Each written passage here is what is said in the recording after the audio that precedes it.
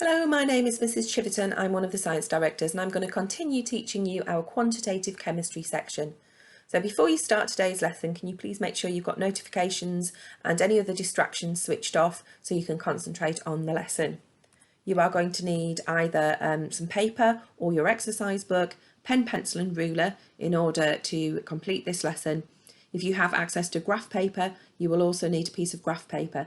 If you don't worry, you can simply skip that section on the lesson and complete it later. You'll also need access to a calculator. Most computers and phones have some kind of calculator on them. So again, if you need to use those and you don't have your own calculator, you can always pause the video in order to use the calculator function. And finally, it's a good idea to have your planner and look particularly at periodic table on page 147 for some of the atomic masses of the elements that we are going to be looking at. So your pre-starter is just to get you thinking about some of the information that we have done previously. So Michelle has just done a science experiment and she weighed the flask before and after her experiment and the mass had decreased. Now she thinks this is because the particles are smaller after the reaction. First of all, do you think she is correct? And please give a reason for your answer. And as an extension, if you disagree with her, please explain why you have disagreed with her. And I'm going to give you a minute just to complete that pre-starter activity.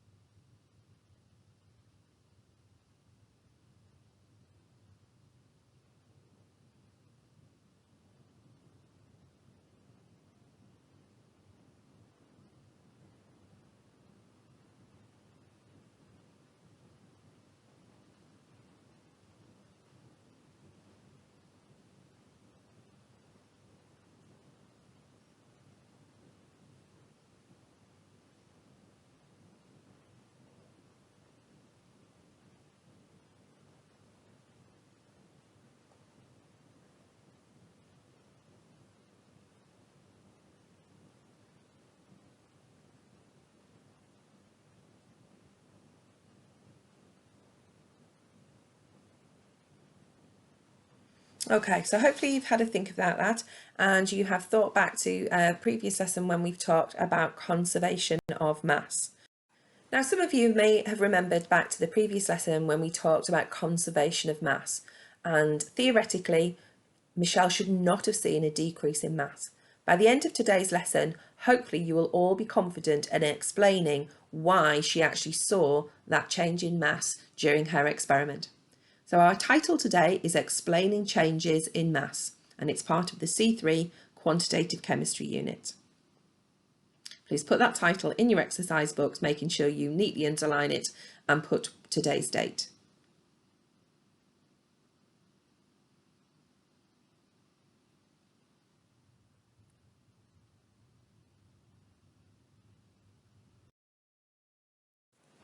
So, as I've said, our challenge today is to be able to describe observations which can be made in chemical reactions from state symbols, and also to be able to explain an apparent gain or loss in mass in reactions. So if you watch the video of the demonstration here of the teacher burning some iron wool on a top pan balance, then we're going to watch carefully and we're going to think about the following questions. What can we actually observe during the demonstration? Do we notice something about the mass? And why do we think that this is happening? Now, when we talk about observation, it is exactly what we can see. Now, that could be what you can see with that. And if we were able to see the numbers on the top pan balance, it would be also what we could see in terms of decreasing or increasing in the mass. So in reality, what we can see happening, we can see the reaction happening, we can see that the iron wool is changing colour and becoming darker, indicating that a new chemical has been formed. And the mass would gradually increase on the top pan balance as this reaction proceeded. So I want you to have a think about why this is actually happening, and I'm going to give you a minute to jot down some ideas.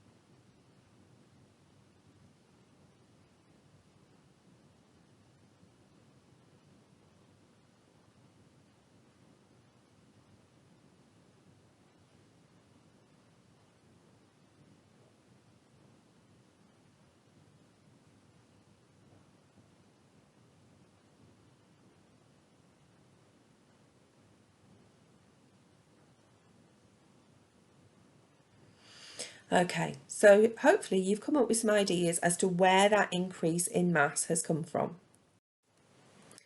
So in science, we often see an apparent gain or loss in mass during a reaction, but it can all be explained by looking at the changes of state in the reaction. And scientists use these state symbols in equations to show us what's happening. There are 4 state symbols that we can use in equations. We can have S referring to a solid, L referring to a liquid, G referring to a gas, and AQ referring to aqueous or dissolved in water, in other words, a solution. So what do you think was the equation for the reaction that you watched? And does this help us to explain that apparent change in mass? We started off with some iron and we set fire to it and it was burning. So what has it actually reacted with? Well, what we've had is a reaction which is iron plus oxygen turning into the black iron oxide. And that oxygen has come from the air in the form of oxygen gas. So if we look at a simple equation for this reaction, we have Fe for the iron, O2, the formula for oxygen gas, and it's formed iron oxide, Fe2O3. Is this equation balanced? Well, we would need to count up the atoms in the reactants and the products as we've practiced in previous lessons. So at the moment, we've got 1 iron atom and 2 oxygen atoms in the reactants, and 2 iron and 3 oxygen atoms in the products. So therefore, it's not currently balanced. So what we need to do is increase multiples of atoms in order to balance it. So what I'm going to do first of all is I'm going to try and balance out the oxygens. Now 2 and 3 doesn't balance easily, so we have to think of a number that they have in common. So if we put 3 in front of the oxygens in the reactants, that will give us 6 oxygen atoms. A 2 in front of the iron oxide would also give us our 6 oxygen atoms. In addition, that 2 would give us 4 iron atoms. 2 times 2 is 4, so therefore we have to put the 4 at the start of the iron. So we now have a balanced equation. And of course those oxygen atoms have got mass, they've been added to the iron, and that is why the mass has increased. Now we can look at the state symbols for the reactants and the products here. The iron was a solid, the oxygen is a gas, and the iron oxide is also a solid.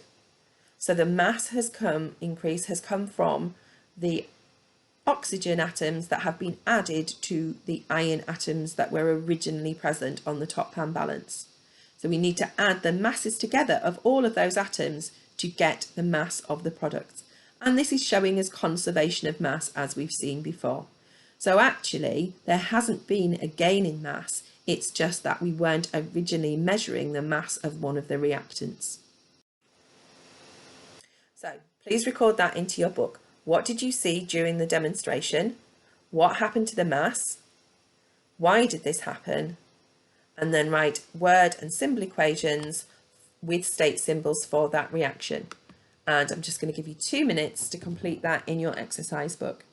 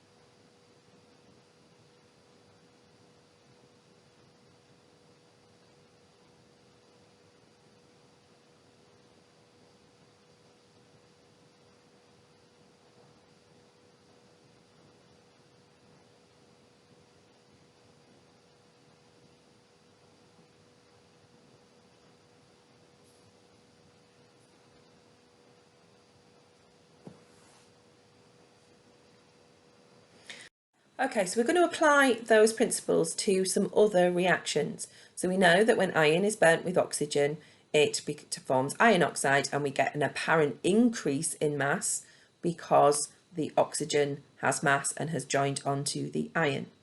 What I want you to do is to use those same principles and describe how the mass would change during each of these two reactions. That means, does it go up, does it go down, or does it stay the same? And then I want you to explain why that change has happened. And I'm going to give you 1 minute to complete these two reactions.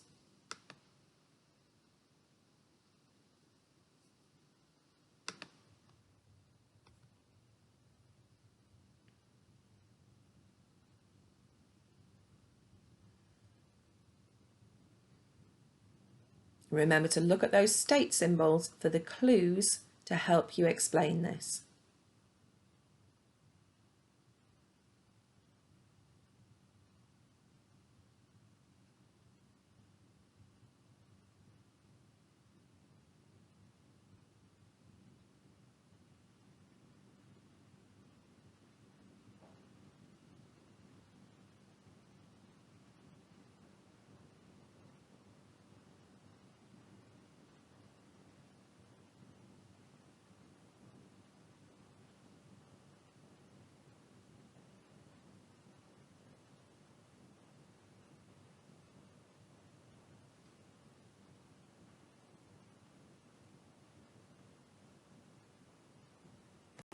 Okay, if you haven't quite finished, you can pause the video if you need a little bit more time.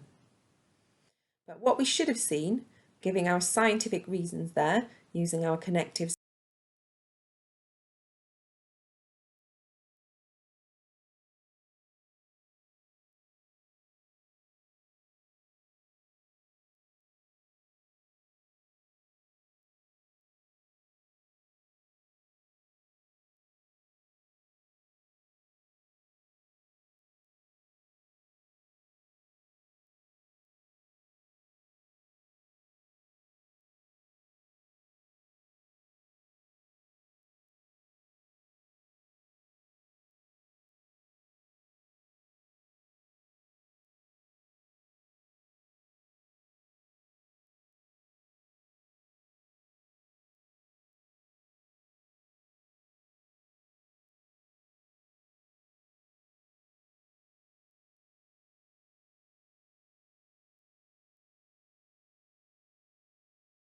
pause.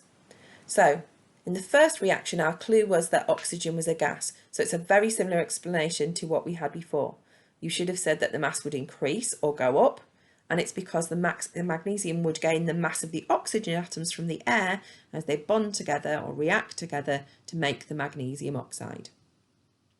With the magnesium and hydrochloric acid reaction, the clue is in that the fact that one of the products, the hydrogen, is also a gas.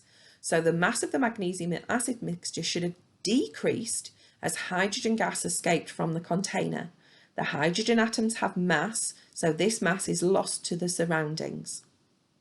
Have a look at those answers, self-assess what you've put and improve your answer if you need to. I'll give you about 30 seconds to do that. Please make sure you've got the detailed explanation.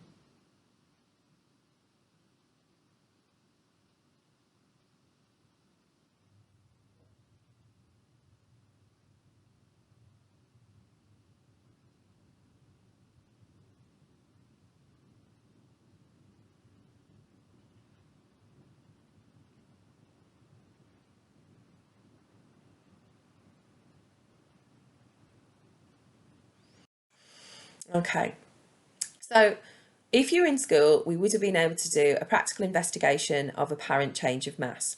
You need to be able to describe these kinds of experiments. So I'm going to ask you to plan an investigation into the apparent change in mass of a reaction between calcium carbonate and hydrochloric acid. Now, the equipment that you would be offered would be the hydrochloric acid and the calcium carbonate. You would need a measuring cylinder because you're measuring out a liquid. You would need a conical flask because that's where our reaction is going to take place. You would need a balance in order to take the mass of the reactants and the products and see any change. A weigh boat, that's what we use for measuring out solids on a balance, and a timer so that we can look at the change in time in mass over time. So this is a set of integrated instructions, and what it shows in diagram form is the method that you would be expected to use. So first of all, you would need to weigh out your calcium carbonate using the weigh boat, and you would also need to measure out using a measuring cylinder 50 centimetres cubed of hydrochloric acid. That would be then put into the conical flask, and both the calcium carbonate and weigh boat and the conical flask with the acid would be weighed together as your starting weight. You would then add the calcium carbonate to the acid, remembering to put the weigh boat back onto the balance as well, and starting your stop clock so that you can time and make readings of the change in mass. You would then watch and measure the change in mass every 20 seconds for 3 minutes or 180 seconds, and you would need to record that in a results table. So I'm going to give you 3 minutes to turn this picture of the integrated instructions into a set of written instructions that you could write down if you were asked to do a method in an exam.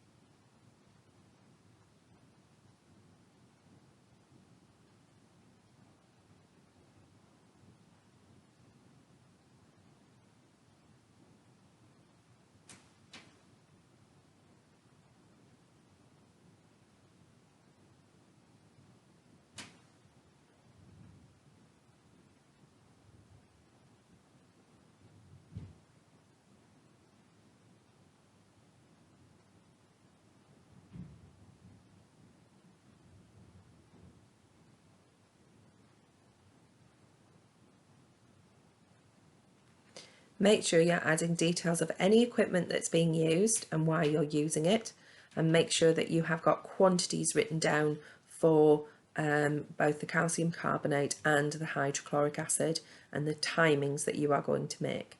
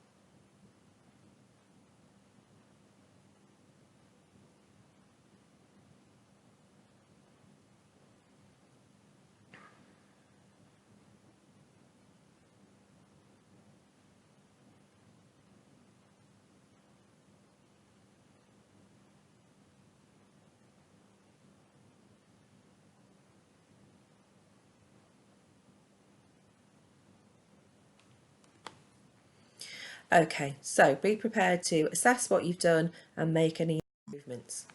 So what we should have had is weighing out 5 grams of calcium carbonate in the weigh boat. You should have mentioned about measuring out the 50 centimetres cubed of hydrochloric acid using the measuring cylinder and put it in a conical flask, and talking about standing the flask and the weigh boat on a balance and recording the total mass. Then mention about adding the calcium carbonate to the flask and starting the stop clock, and then recording the weight every 20 seconds for 3 minutes or 180 seconds. So please have a quick look at that and add any details that you have missed.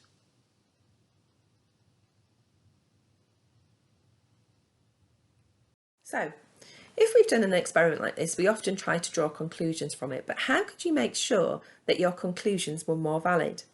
There are things to think about. We could look at how we could represent data to see if there was patterns, and if we could see them more clearly than just by looking at a table of results.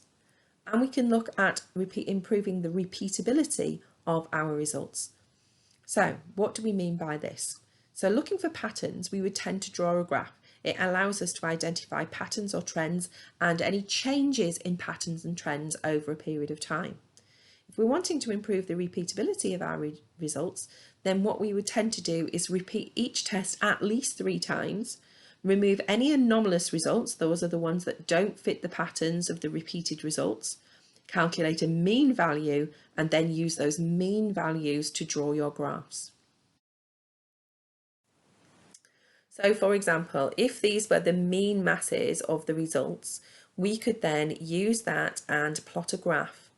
Now, in our tables, there are clues as to which set of data goes along which axis. So usually the independent variable that goes along the x-axis of a graph is what is on the left-hand side of your table. It's also often the one that goes up in even chunks. So you can see this one, time, goes up 0, 20, 40, 60, 80. It's the thing that you have changed during your experiment. The dependent variable is what you have measured during your experiment. So in this case, it's our mean mass in grams. And that would go up the y-axis, up the side of our graph. So when we're thinking about drawing graphs, we need to look at our data. We need to decide whether it's categorical or continuous data, and therefore that will influence what type of graph we will choose to draw. Now in this situation, all of our data is continuous. We have 2 sets of numbers. So that is numerical continuous data. And for that reason, we'll choose to draw a line graph with a line of best fit. If we had categoric data, such as colours or types of metal, then we would have chosen to draw a bar chart instead. Now you will need the data from the previous slide if you have graph paper to draw your graph. And you will need to think about how you're going to set out your scales.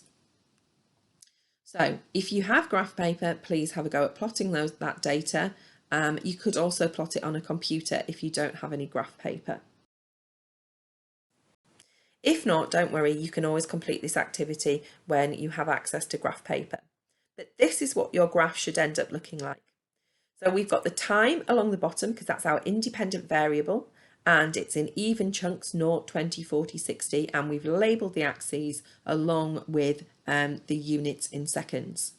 Up the side, we've got our dependent variable, the mean mass of the reactants. And I've actually made a mistake on this one because I don't have the units on. So remember, that could affect a mark in an exam. So make sure you have added the units. But I have gone up in even quantities up the side, even though in my table of data, it didn't go up in even quantities. You must make sure that you do that.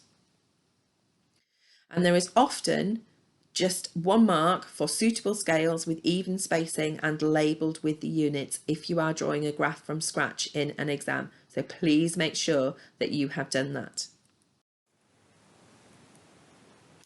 Then you need to plot your points very, very accurately. Okay, they are marked within half a small square of where they should be on the exams, and the examiners have to go through those. So you must be really accurate, and they must be plotted with small, neat crosses. And then your final mark is usually for producing a smooth curved line of best fit. It's very, very rare in science that it isn't a smooth curve. There are a few exceptions, particularly in physics, but in chemistry, it is nearly always a smooth curve. It doesn't need to fit every point. Okay, so it's just following the general pattern of the results, and you're going to need to practice drawing these type of graphs. So, what conclusion can we make? This is the equation for the reaction that you planned your experiment for. When we look at the graph, how does the mass change over time? And we need to explain why this happens and use the equation to help with this. So when it says how does the mass increase over time or change over time, we need to think, does it increase, decrease, or stay the same? When we're talking about if it changes, does it do it at a steady rate, in which case it would be a straight line. If it's an unsteady rate, it's a curve, and we can describe that as well. Now we need the balanced symbol equation with the state symbols to help us explain any changes that are going on. All right, so explaining means giving a scientific reason. And when it says to use the equation to help, that's a really big clue that you need to look for something in the equation that's going to help you. And in this case, it's our state symbol there that will give us our clue. So in terms of our success criteria, you need to look for the pattern of the graph. Have you described it? So I've put the graph up there for you to see. Have you put an explanation in of why the changes happen in terms of a gas being produced? And finally, an explanation of why the overall mass actually remains the same. So I'm going to give you 2 minutes to answer those 3 sections to produce a conclusion about that graph.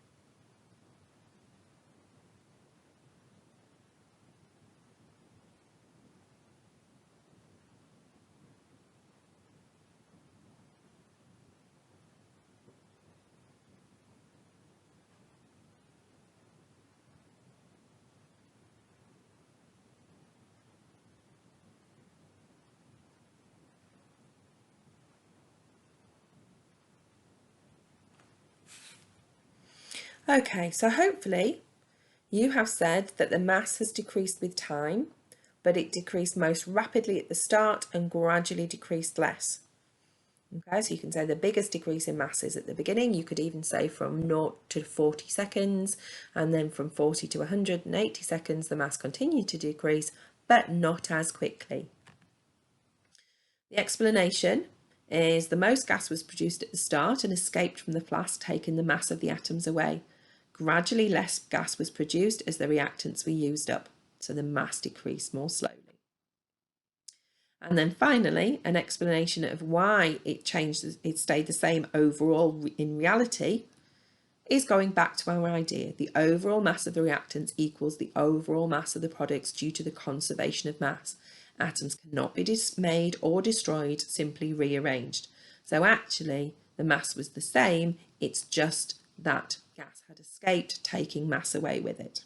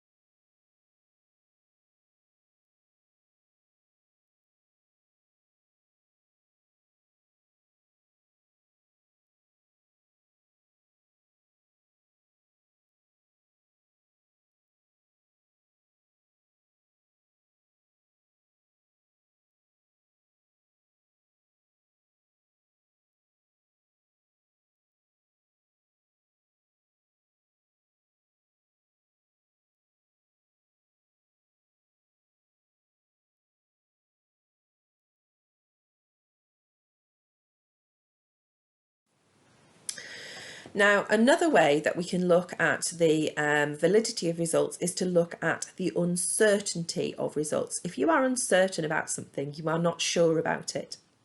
So when experiments are repeated and means are calculated, scientists can look at this value of uncertainty to decide how confident they are that the patterns that are seen and the conclusions that are drawn are valid.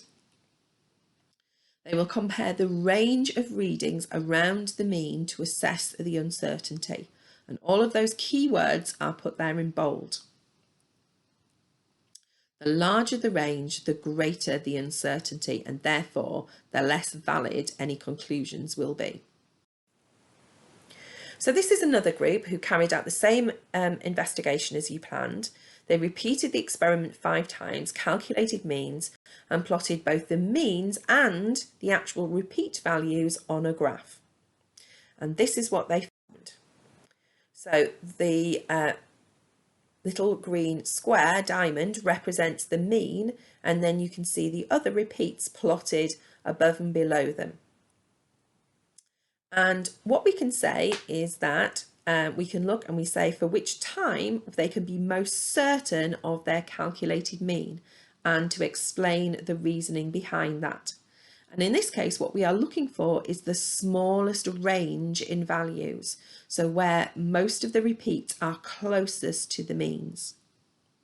And for which time will they be least certain, and explain the reasoning behind that. And again, here you are looking for the biggest difference between the range of values and the mean. So where the largest and the smallest results are furthest away from those mean values.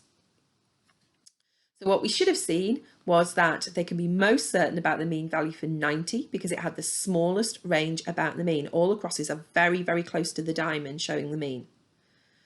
So similarly, we can be least certain about 30 because at 30 minutes there was the largest range about the mean. Those crosses are the furthest away from the diamond showing the mean. So when they talk about uncertainty in the exams, you simply have to work out the range of values and compare that to the mean value. And the bigger the difference in the range of values compared to the mean, then the more uncertain we are about the validity of those results. So we have now covered both our Aspire and our Challenge learning outcomes. So now to our plenary for our lesson and our evaluation of the results that you had planned in your investigation. So how confident are you that the results from your plan would be repeatable and accurate? And what could you do to improve your confidence in the validity of these results? I'm going to give you a minute and a half to answer both of those questions using as many keywords from this lesson as possible.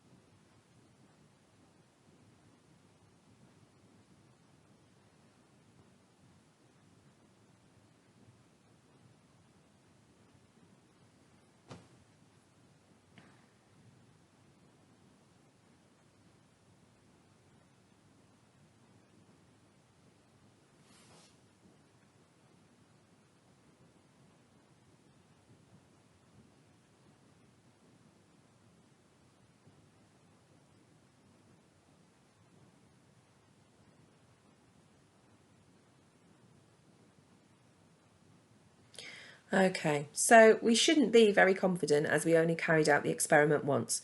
We did control as many variables as possible, however, we couldn't be sure that none of those results were anomalous results. How we could improve our confidence in the validity of these results We would repeat at least 3 times, remove any anomalous results before calculating mean values, and then we could also look at the range around the means to evaluate the uncertainty.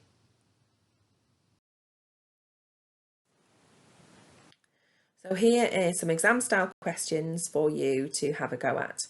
The first one is simply to copy and complete the table. You are given information about both reactants and products, and you need to calculate the individual missing values. We've also got some more open-ended questions where we again have got quantities of chemicals and one of the reactants or products that's made, and we need to know the mass of the other one. And then finally, there is something about this change in mass. So again, I'm going to give you 3 minutes to complete those questions.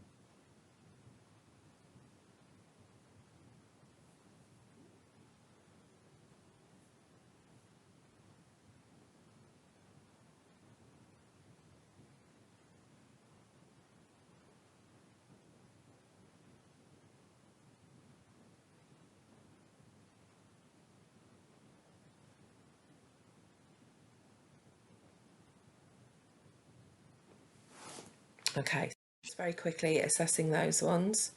We should have added the 2 products together, taken away the reactant we knew and come up with 60 grams. Again, add the 2 reactants together, take away the product we know, leaves us with 6 grams. Add the 2 reactants together, take away the product we knew, comes with 65 grams. Similarly, we have got 20 grams of chlorine and we're making 60 grams of hydrochloric acid, so we would need 40 grams of hydrogen. If we have got 22 grams of carbon and 10 grams of hydrogen, we would make 32 grams of methane. And in the final one, this is based on our apparent change in mass, what we should have said is that the 3 grams of oxygen from the air has combined with the magnesium to produce the 8 grams. And please note that they actually included the value of the oxygen in there, not just the fact that it was oxygen. So hopefully you got all of those correct. Now, these are some of the key learning points from today's lesson. If there is any information that you haven't completed, please pause the video now and get those down as notes in your exercise book. If there are any of them that you've already recorded, please don't copy them out for a second time. And then the final task for today's session is to complete the Google quiz. It's a series of multiple choice questions. You will need a calculator because some of them involve calculations, but it will be automatically marked and there is feedback for any incorrect answers. So you should have seen what you would have been expected to have done in the correct calculation. Good luck with that, and it will be marked automatically so you will get instant feedback. Thank you for listening today.